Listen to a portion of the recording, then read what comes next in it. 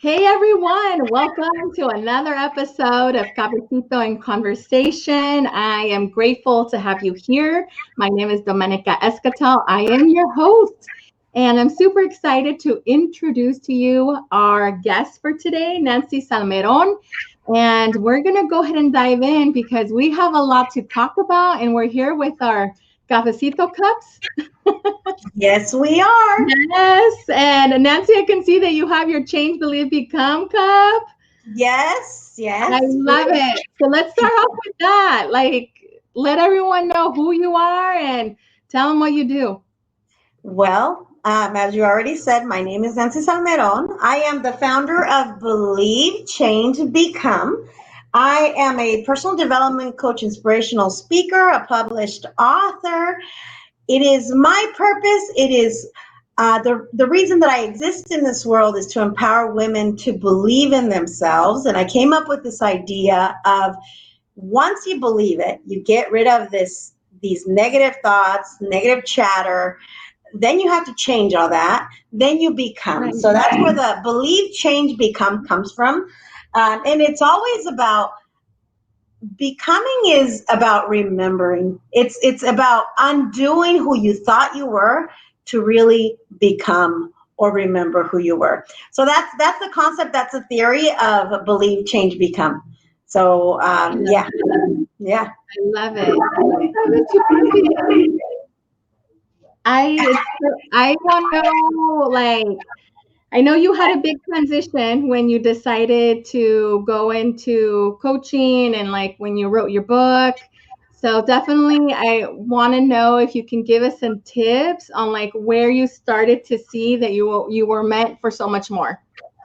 Well, let me tell you, I my background is in education. I was an educator for 12 years. I have a master's in administration and character building, character development. So for 12 years, I was in the classroom um, doing what I thought was supposed to be my purpose. And I have to tell you, it was really great, and I don't regret any of it. I loved it. It brought me here. So as a teacher, after 12 years, I started to question what if there was something more for my life. So the next step in an educator's life is to pursue administrative, to become a school principal.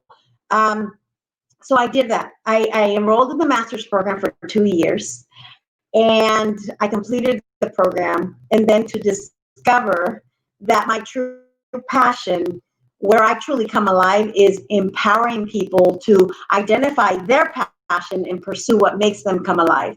So it's about helping people with their life dreams and goals. That's where I would come alive.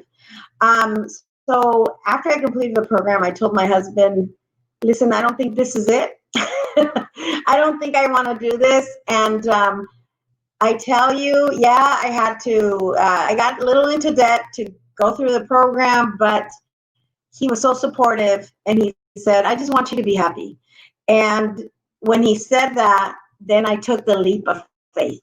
I decided to pursue a business in personal development, inspirational speaking, writing as an author, and I don't regret it. Hasn't been easy, amiga. It has not been easy. It's been very challenging, but you know what? I wouldn't go back. I wouldn't. I love the journey because for the very first time, I am creating my life as I see fit for me, what I want to bring into my business. I call the shots. I do this however I want it, and it takes a lot of determination and perseverance to decide to take that leap of faith and to trust that you are really destined to do different, and maybe in many cases better things that will fulfill you. It takes a lot of courage, but I think we can all do it. I think it's a choice when you decide, okay, I think I'm ready. There's something that happens with the universe.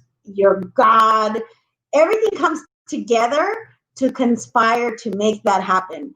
I've been like honored just to meet you. And if I would have been in the classroom, I would have never met you. And I know that we've done so many things together. And I love seeing your process of your evolution, your becoming, your remembering, because we go way back. Right. You were in one of my first presentations, and I appreciate you always for that. And I tell you, it's been amazing. It's been an amazing journey, and I would recommend it to anybody who's asking the question, is there more to my life? Can I do more? If you're asking that question, you need to start seeking those answers. Right. So let's do a deep dive into that thought, because I feel like, what do you do when somebody says, well, I can feel those heartstrings being pulled, but I don't know what my passion is. Like, how would you tell them to start to look at that? And before you answer that question, so for anyone that is watching, anybody that's listening, definitely go and pause us, get up, go get your notebook, go get a pen, a highlighter if you have to, because we are going to drop some good golden nuggets, some good wisdom, and come back and get ready for our deep dive. So if you don't have those things right now, go and get them. You won't regret it. Awesome. So let's take a sip of our cafecito, amiga. Yes, cheers. But you tell me when we're ready, and we can now. Okay, ready?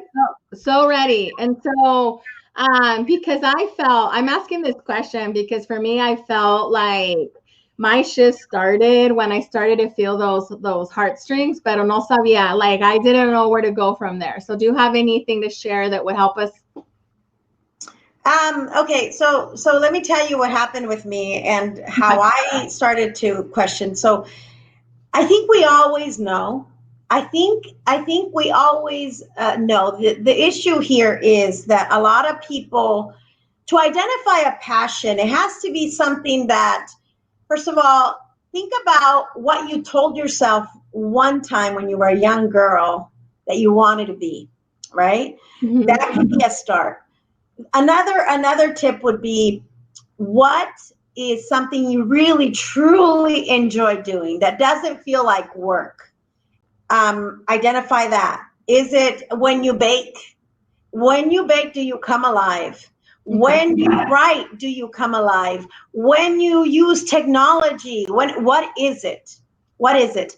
You identify also who you like to work with. Do you like to work with people, children, animals? Do you like to work by yourself? What makes you really come alive? The idea of passion, amiga, has to do with asking the question of, if I can do this for free, and you would just do it because you just love it, For many years when I started, I would give talks for free, and I came alive, amiga. I would go in there and I would have, my 4 people, 5 people, and it was a beautiful thing. It was, I remember the first time I went to this organization, and they had about like 5 people, and I was speaking about purpose and passion.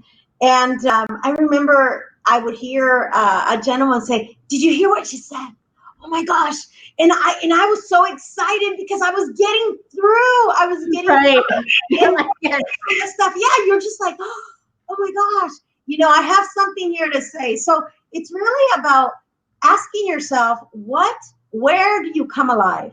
What is it that you love doing that you would do for free? And then, of course, let me tell you, when you discover that, and if you trust it, and if you're good at it, if you put your time and effort into it and perfecting that craft, things come. And then you start getting paid for it. And then, but it's you lose yourself in the flow. And sometimes people can tell you, hey, Domenica, I always tell you, gosh, you're so freaking talented when it comes to just putting people together, technology, but you're so multi-talented, amiga. You're like, that's your struggle. I always tell you this. You're like so talented in different areas. But I always tell you, where do you feel like, God, this feels right? This feels like I'm at home, you know? Right. And asking those deeper questions, and then asking people, where do you see me really shine? Where do you Oh, see me? You know, where do you see me really shine? I know where you shine. I've told you before. you And have. Thank you. and so it's so important that that you self-reflect, and that's ideally passion is why we're here. We are truly intended to give this gift, something that we do Yeah. so amazing to the world, amiga. We are just it's we're intended to do that, and a lot of people don't pursue that because we are like the herd. We're just following what people tell us we should do. We get into careers that someone told us, hey, it'll pay you well, you know, get your BA, get your master's, and you'll get paid for it. Go there, you know. But we never really truly ask, is this really what I'm passionate about? Right. Yeah. No, So that's so true. I remember the first time I had a colleague when I was really immersed in corporate America. And when I mean corporate America, I say your traditional 8 to 5 job. And she came with me to a community event and she tells me, "Ay, Domenica, you are a totally different person. You are lit up, like this is your thing, this is your mojo. Like I never seen this side of you. This is not what I see at work. Like, oh my goodness." And when she said that to me, it was really like a wake up call. I didn't realize I was doing it, and she pointed it out. And then I started to notice the pattern of how I would feel and how I would act and my body language in one scenario versus the other. And so that to me was also another indication that I was like, hey, I'm not aligned. I'm not, something else is pulling my heartstrings. And this is really where I'm operating on the optimal state because, you know, when I talk about it, I light up. I'm so full of energy with it. But here in this other side of me, it's more like it feels like I'm, very tired. It's draining, very low vibration. And so I completely agree. And, one of the thoughts that popped in my head right now, as we're speaking, I don't know if I ever told you this story, but I went to go see Oprah when she came to San Jose. It was like it was already probably like 5 years ago. And she said that there was everyone has common threads in your life that you just have to like observe what the universe, like the patterns of the universe. And so she gave the example that her executive assistant recognized that all throughout her life, she always did something that like she would play with the Barbie that was the secretary. She'd always play office. She'd always like take notes, be the note taker for any meeting. And eventually, she developed what was her dream job and stepped into a role of being an executive assistant. So he's like, if you just pay attention to what your common threads, it's that thing that you're meant to do. Your passion is out there. You just have to pay attention. So I love that. it's so true. And you know what? For me, I was always your natural cheerleader with my students, with other teachers. I supervised other teachers. And I was just that cheerleader constantly. I told my students, dream big and pursue everything that you want in life. That was a theme with me. And I think if we look back as we're growing up as niñas, you start to realize, yeah, that was interesting that I had that. You always have it. But what happens is that as we get older, we start to follow what our parents tell us we should do, friends, family, society, the world, right? And we go with a path of least resistance. We kind of just follow along because it's a safe path. It's what we should be doing, Right. you know. It's never easy, but I love it. I love it. I mean, there's been times when I've wondered if I'm actually in the right path. And then I realized there's nowhere else I would like to be. This is what I want to do. And this is what I want to continue doing. So if you give it an opportunity, you give it a chance, you wake up to your passion, it's going to connect you to your purpose, amiga. It'll connect you to your purpose, to where you need to go and what you need to do. Yeah. Right. No, that is so good. I want to touch a little bit on belief because I feel like at the root of following your passion is like you have to believe that you're that person. You have to be able to see yourself as that thing that you're after. So is there any insight that you can give us on your journey with belief? Yes, well, when I started to think about a name for my company, um, this was about 5 years ago. Let me tell you, I had no idea. I had no idea that I needed to get own it, the name, but something within me, believe change become. I got it when I was a teacher, and somehow I knew that in order for me to become a personal development coach, inspirational speaker, published author, first I had to believe that it was possible for me to do that. You start believing by, first of all, telling yourself that you are worthy of this desire that you have. There is a reason why not everybody wants to be a public speaker, an inspirational speaker. There is a reason why not everybody wants to be a doctor, right? It's this belief. This belief has to come in where I believe I can do it. And a lot of people, first of all, have to develop that mindset of it is possible. It is possible. If I am desiring this, when I talk to people, when I do my talks, I always say, think about what you desire and think of the reasons you don't desire other things, right? This is possible because you desire it, because you want it. So you work on that mind, you start telling yourself, this is possible for me. I can do it. And you start acting as if. In my book, I wrote, my book is a very quick, short, tip, fast read. Mm-hmm. And I needed something that would teach or show my process of believing. And that first time when I started to think about how I started to tell myself, hey, you can do this, right? And I started to take away these, no, you can't. Who do you think you are? What, these thoughts that just bombard you, like that one, the who do you think you are thought, right? We all hear it, amiga. I'm sure you right. Yeah.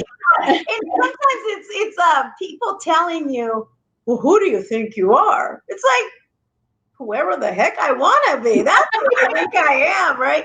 I remember when I was in the NSA, National Speaking Association in San Francisco, I did this talk on beliefs, and the thought and the words I would hear constantly was, well, who do you think you are that you can be a creator of your life? What makes you so special? So you got to get rid of that bullshit. I'm serious. You got to get rid of those negative talking, negative thoughts, negative chatter. And then you have to change them for, you're freaking amazing. You can do this. You got this. And if you don't have, you get a coach, you get friends, you get people who are going to support you. So you can develop that. You start doing mantras like, yes, I am bright. I am intelligent. I can do this. I can do all these different things. And until I started to truly believing it and changing the way I talk to myself, then I started to really, truly become or remember. And there is nothing wrong with saying, who do I think I am? I'm freaking amazing. I'm freaking amazing. And that's what this whole process of believing, changing, and becoming is. And it's acting as if, even when you haven't gotten there, you start to imitate. You start to looking at people that you admire who are doing what you want to do, and you start learning from them. You start saying, "Wow, Mike." For the longest time, I always liked Tony Robbins. I always liked Tony Robbins, and I would say I remember back in the '90s when he came out with that big thick book. He has a big book like over 1,000 pages. Yeah, The Giant Within or something like that. I had it. And I would always say, God, that would be so amazing to do that, to just empower people, right? So I went to his workshops. I did all the Tony Robbins thing, and I love him. I think he's amazing. I think he's changed a lot of lives. And now I don't want to be a Tony Robbins. I want to be a Nancy Salmeron. Yes. Right? And I wrote that. Actually, I wrote that in my book. How funny! I did because I wrote about who I admired, and it was Tony Robbins. And I always. So the people that you admire, going back into how do you identify the passion is, who do you admire? Who do you look up to? What that's another way that you can also find out. But yeah, so it's the mind, working that mind. And the older I get, I'm 40 something now. The older I get, the more I'm more comfortable. I'm more comfortable just being me and knowing that, I can do anything I want. And if a desire comes up, it's because I'm supposed to do it. You're just supposed to do it. So yeah, that's been an important learning experience for me as I believe, changed, and became. Yeah. No, I love that. It really, the practice of doing affirmations, I know that it's very fundamental to make that mindset shift. It is something simple that's attainable to everyone. I have friends that write their affirmations on their bathroom mirror with lipstick and, trigger them to say them. There's all these different affirmations out there that you can do that really help you shift that. Yes, and it starts with what's coming out in, like, what's in your mind, then whatever. I always say this. I also believe that if you're not mindful of what you say, you manifest it, right? So first you have to watch those thoughts. What are you thinking? What are you believing? What are you thinking, right? What emotion are you attaching to your thought? Fear, anxiety. What are you believing? Right. What are you believing? And in some of my in one of my sessions, I talk about beliefs. We go through an exercise where I share with women. Let's identify a belief, and then we go through the steps of breaking it and saying, is that true? Is it true that you couldn't be? And they go through the process. It's very interesting after you start. Wow. Like, just break a belief, amiga, a thought, an emotion, a belief, and then you go back and you're like, is that true? A lot of the BS that we tell ourselves is not true. It is not true. And so when you start speaking kindly to yourself, you start really watching what you're thinking and what you're saying.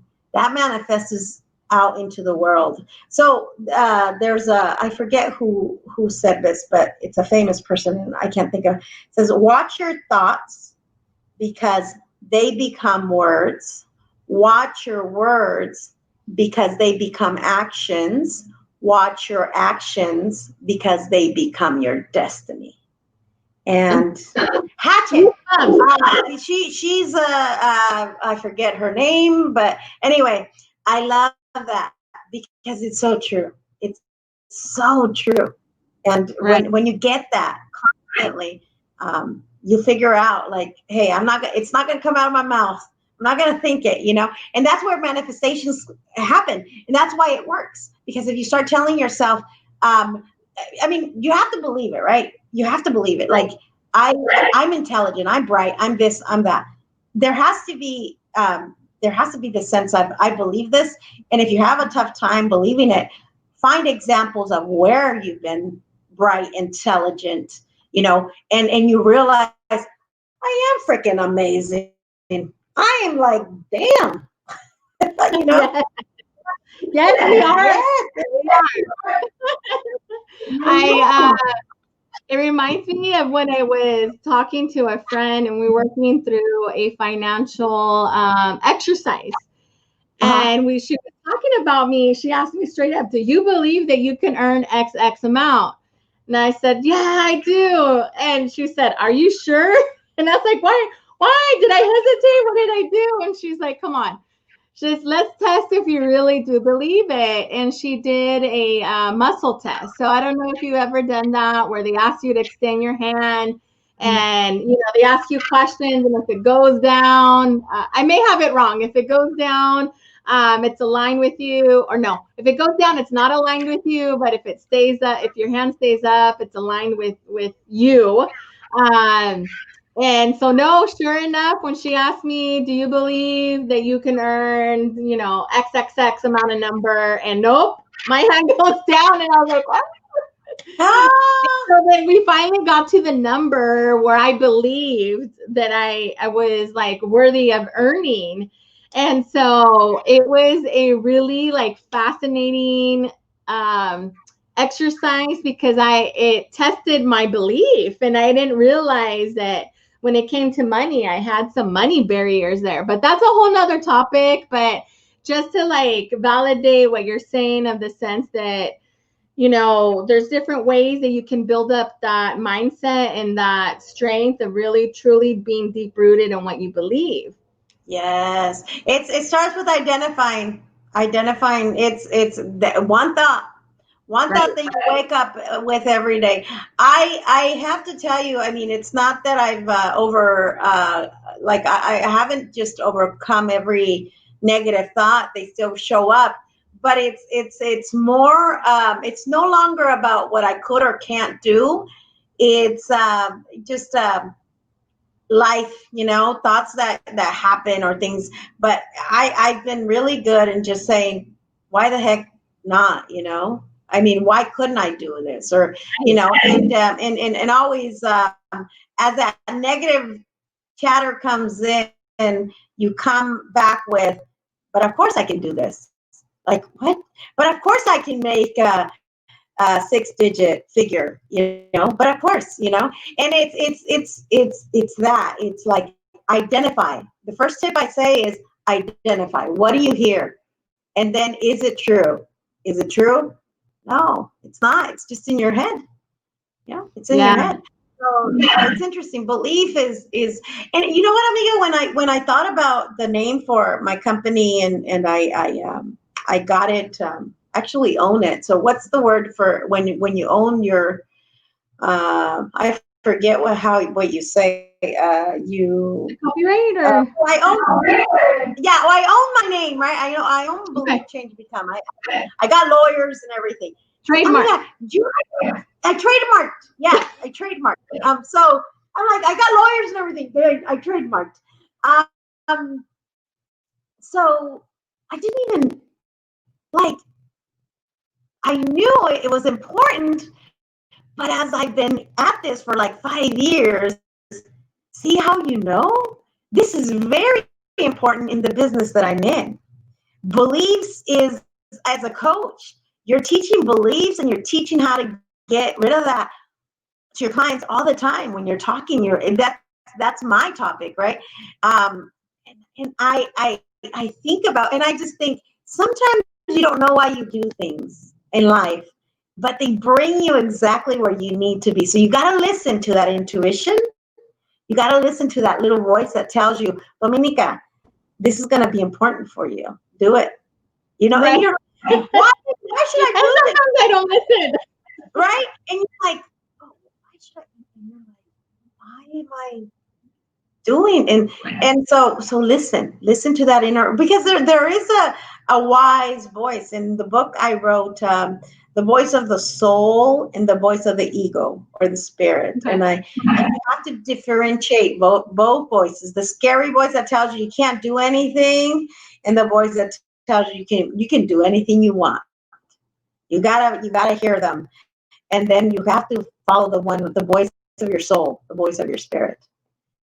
Yeah. No, I absolutely love that. And really, like I was talking to a friend the other day and I was telling her that my body talks to me. And I started to see the pattern after different things started happening. And one morning, I woke up with my arm not being able to move it. And, I knew that I hadn't done anything. Like I didn't fall, I didn't hit it against anything. And I thought, okay, my body's trying to say something. What is going on here? And I feel like we get all these signals if we really pay attention, right? So Mm-hmm. it's really a gift when you start to hone in and ask those questions and really listen because you'll get directed. That's Oh, amiga, de que you will get directed for sure. And it's like if you know how to silence your chatter, and if you know how to just pay attention. And there's a difference on when you do something afraid and when you do something just because it feels right. It feels right. I always I wrote this in the book, and I always share about how do you know what path to take, right? Sometimes yeah. even in careers, should I go this route or this route? And I tell you, your body does speak because there was a situation. I mentioned to you, I'm in my second marriage. So I was divorced about what my son is 20, so about 18 years ago. Mm-hmm. And I could have worked it out. But my body just, when I thought about continuing in a relationship that it wasn't going anywhere anymore. Right. Um, my body I would just get really tight, and it would just be like no, and when I thought about going the other way and just starting again, I'd get so excited and I would get so happy and I would get so hopeful so you listen to your body, you listen to what it feels like, and then you make the choice because everything inside you is speaking, everything is telling you what the choice should be. Something within you, it doesn't feel right, and you're just like, I don't know, but it doesn't. That intuition, and they say women have it a bigger intuition than men. We feel and sense things more. If we would just pay attention more, it would No, totally bring us. no, that's such a good point. I feel like because as females, we're so busy helping others and just being nurturers that sometimes our own intuition kind of gets like just, simmered down. And, I'm not really paying attention to it because I get so busy with, the issues at work and what's going on at home. But I think as I have evolved as an adult, I really started to develop that inner intuition on myself and really trying to hone in on that skill of listening and identifying like what's going on. You also talked about your body, right? And so different things the last couple of years have happened to me that I it was significant enough that I had a friend that anytime something would be going on with me, she'd open up this book. And I wish I can recall the name right now, but it was literally like for any ache and body that you have, you would just like flip to the say your shoulder hurts, and then this book would tell you like kind of what was going on. You're going through transition, X, Y, Z. And right now, I can only recall that it was published through Hay House, and it was dead on. Anytime I would talk to her, like, "Oh, my jaw is feeling really tight right now," and she would say, "Okay, let me go get my book," and she would diagnose me, and it was like, oh, I'm such a feeler. I definitely, whatever is going on in my environment transcends through my body. Like my body speaks to me and is saying, "No, Dominica, like pay attention." Okay. Yeah. And you're And, probably an empath, and that's why you feel right. everything, you know? And for people who are just you're sensing everything, your body feels it, and it's good. I believe that a lot of the diseases that we cause within our body and how we get sick has to do a lot with what we're telling ourselves, what we're believing, and what choices in lives that we want to make. Maybe we should. We're in bad relationships, right? I mean, bad relationships, bad energy, bad this, bad that, and you're like, why am I always so stressed? Why am I? Well, it's your energy, and that affects your body. That affects your body. So watch the company that you keep, Amiga, Yeah. because it's important to be really mindful and be with people that are going to uplift you, encourage you, and help you. Because I mean, there's studies about people who, even within the way you speak to a plant, and what happens. Imagine what happens with us as humans, the way we speak to ourselves, right? And that's it's a beautiful thing. I think I meditate daily for a couple of minutes a Okay. day, and I do my walks, and then and I really start to identify, what's really going on with me, what's and that's important, because if you're in a path that for example, you're don't appreciate or like doing, you have to ask yourself, what's my purpose here? Why should I be doing this? Because your body rejects stuff, right? It's like, Right. no, That's you should. true. Yeah, yeah. So it's amazing. If we just listen to our bodies, I mean, we would avoid so many diseases, so many stresses, so many, and it's not hard to do, but it takes a lot of practice. It takes a Right. lot of silencing of everything out there, calming yourself, and then being present for that. So it, No, definitely.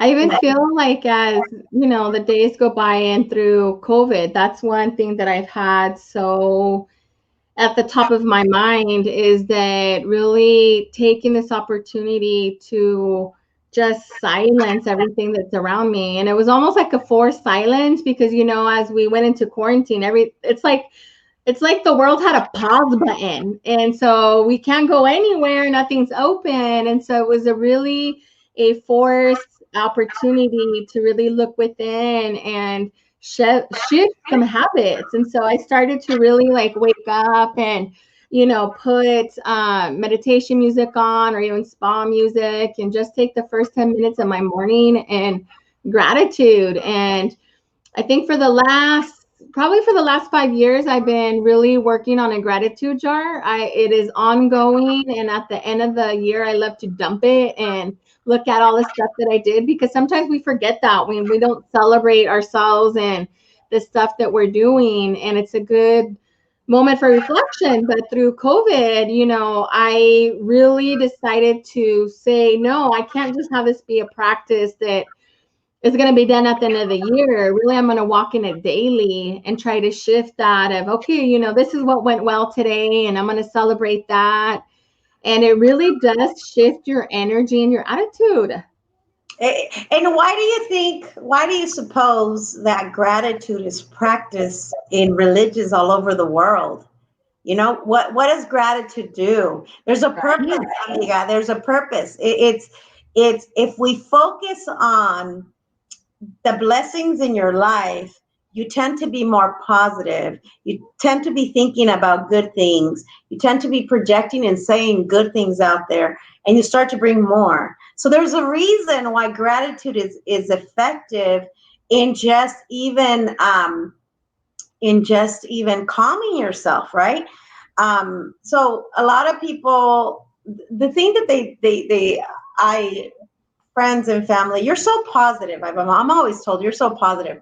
It's not that I'm so positive. I can call out bullshit too. I can say this is wrong, and but I don't dwell on it, amiga. I mean, you have to call stuff out when it's out negative, and you got to say it's happening. This is wrong. This is whatever. This hurts or whatever. You can't say everything's perfect. Right. Nothing. No. You got to speak the truth. And this is the thing.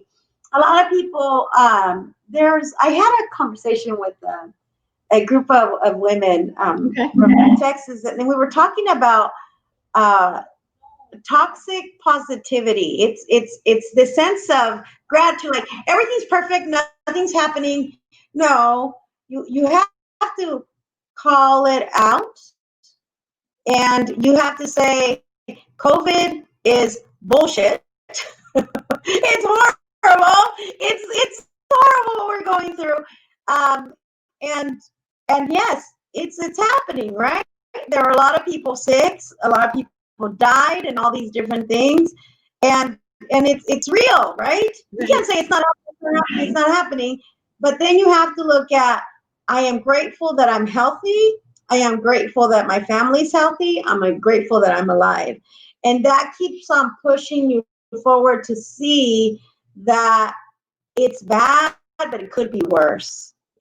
It could be worse, and give it time to actually. I would talk to people, and I would say, feel the pain, feel the suffering, feel it, and then let it go. Yeah, and don't that's there. point. One of the things that I have when I'm dealing with bullshit in my life, because there is bullshit in my life too. I try not to focus so much on it, but I give myself. I have one of my good friends. I'll call and I'll say, I need 5 minutes. 5 minutes to complain, cry, scream. 5 minutes. Give me 5 minutes, and then after that, I'll move on. And some people may need more, going through a loss. You may need more than 5 minutes, going through a separation, going through this, but vent it out, say it, say what's going on, and complain. And if you want to cry about it, but then you move on, amiga. You can't stay there. And that's I think a lot of people get stuck in well, this and that, and it's good to validate that you've been hurt. You've maybe dealt with certain things that make you feel like a victim, and sometimes we need those 5 minutes to feel like, well, that was so unfair. How could they do this to me? And then you just let it go, and you're like, okay, whatever. It is what it is, right? And acceptance. You just accept it and let it go. And that is the goal. The goal is gratitude. Look at call out the bullshit, because there is, and then let it go, and then welcome some more gratitude. And I think that's key. That's good. Yeah. No, it's like you can't. I always my viewpoint is I don't want to let it rent space in my mind. Mm-hmm. It's like it's good to go to the emotions, like you said, kick, scream, cry. But, and I always have to say that I'm not perfect at it. There is days that I feel like, oh, well, I lived in it. I lived with it too long. Mm-hmm. But there's like less of that now as I just really evolve. And more of like, okay, I'm just going to kick, scream, whine, throw a tantrum, and then we're going to move on. Because I really have recognized that when I live there, it's too costly. It's too costly to me, my health, my energy. It's not in a good space to live. Yeah. Not And I think the way you're handling it is being able to acknowledge it. Yeah, because a lot of people suppress it. A lot of people will not. Well, everything's fine. Everything's fine. My husband is one of them. Everything's yeah. fine always, and then it comes out in other conversation. I'm like, you said it was fine. Well, not really. I mean, that's like deal, right? Not really. So some people just want to say like, no, no big deal, no big deal. No, you know what? It was a big deal. Say it was a big deal and then get over it. Move past it. And it just depends on how long it's going to take certain people, you know? I True. say for me, I've learned my 5 minutes of venting, complaining, whining, screaming, whatever. That helps me. For some people, it might be longer. But pick your time and pick that person that you can just throw up at. Right. You gotta pick someone that's just willing to just listen. You don't need Yeah. anybody to tell you what to do. You just need somebody to just listen. And then you ask them. I always say this. Do you want me to listen, or do you want me to give you feedback when or what with my friends? That's key also. That's key to ask that part. Yeah. What did you say? I'm sorry. No, it's so key to ask that part of when is it, do you want me to give you feedback or do you just want me to listen? Yeah. Do you want to just because some people don't care for your opinion. They just want to vent. Right. They just want to share, and That's true. that's okay too. That's where they're at, and so it's amazing. Being a human being is challenging, but when you figure it out, it is a beautiful thing. It is a beautiful thing, and I know with my journey of believing, changing, and becoming, this has been my passion of figuring out why we do things the way we do, and how I can help people to really be creators of their lives, designers, architects of their lives. I'm so tired of people conforming to society, to the world, to what their parents told them they should be. I scream at when I see, well, this is the safe thing or practical. Oh my gosh, I'm just like, I know we have to be practical. We got to pay our mortgage. You got to do all these different things, but practical and be miserable or be courageous and do what you love. It's a question that I always and you know what, it's taking a leap of faith and doing what you love and pursuing a purpose and living a life of passion. It takes a lot of great courage, but I think everybody has a capability if you only believe that it's possible for you. That's my story, and I'm sticking to it, amiga. So good. Every time you That's say my it, I get goosebumps. that's my story, and I'm sticking to it. Yeah. Yes, I love it all, amiga. And you know what? We are winding down with our time together. So before we say goodbye to everybody, because this conversation has been phenomenal. And Nancy, I know this is an extended invite. I know that we definitely need more conversations because there's so much more that we can really talk about and do a deep dive in. But for today, we're running out of time. So is there anything that you want to share that we didn't cover right now? Would this be a perfect time? And then also add where everyone can follow you. Okay.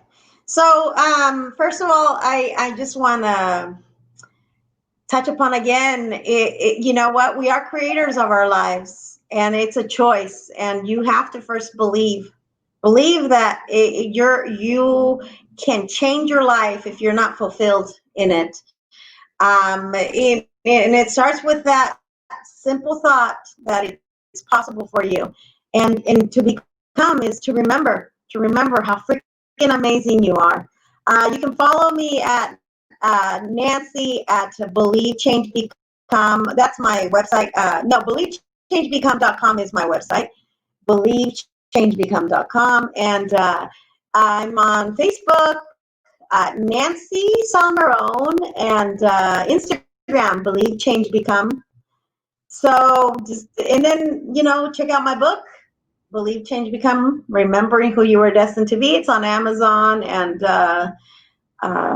Barnes and Noble, so check it out. Awesome, amiga. Thank you so much. Thank you for being our guest today. And I encourage all of you who are watching to continue the conversation. We also post these videos on YouTube, so you can definitely have a conversation with us, ask us questions. We will go back and monitor the chat. And then also, that is where not only you can additionally find all the links to directly connect with Nancy and myself. So definitely continue the conversation with us, and we will see you on the next episode of Cafecito and Conversation. And you will always want to come back because these conversations are never the same. They're real, raw, and authentic. And so until next time, thank you. Bye, everyone. Thank you, amiga. Bye-bye. Bye. Bye-bye. Bye.